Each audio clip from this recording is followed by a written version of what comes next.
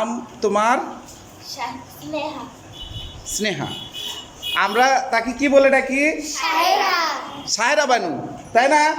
Sir কি বলে ডাকে তোমার? সায়রা বানু। কৃষক বলে?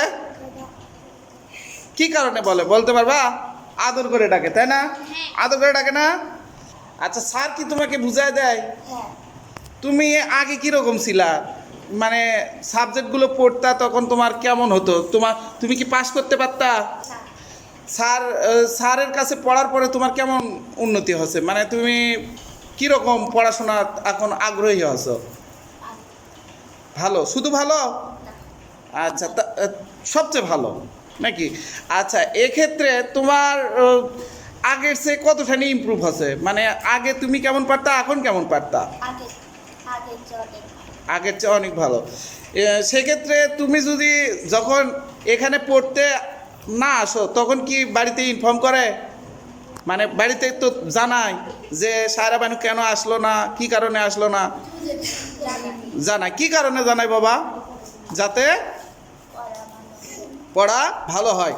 এটা হলো আমার সবচেয়ে গাধা ছাত্র ছিল, ঠিক কি না মাহি? আচ্ছা, এই ছাত্রটাকে সর্বপ্রথম যখন আসে তখন সে কিছুই পারতো না।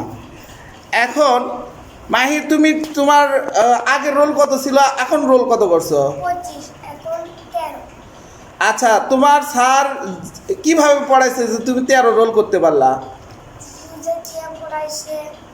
আর তোমাকে কি আলাদা করে তোমাকে সময় দিছে? হ্যাঁ। তুমি মানে যখন বোঝোনি তোমার কাছে নিয়ে আদর করে বুঝাইছে? হ্যাঁ। স্যারকে ভালো লাগে? কি কারণে ভালো লাগে বাবা?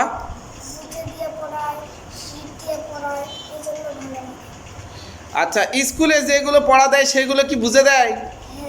এখানে যে পড়াটা দেয় সেই পড়াগুলো বুঝে দেয়? আচ্ছা, থ্যাংক ইউ।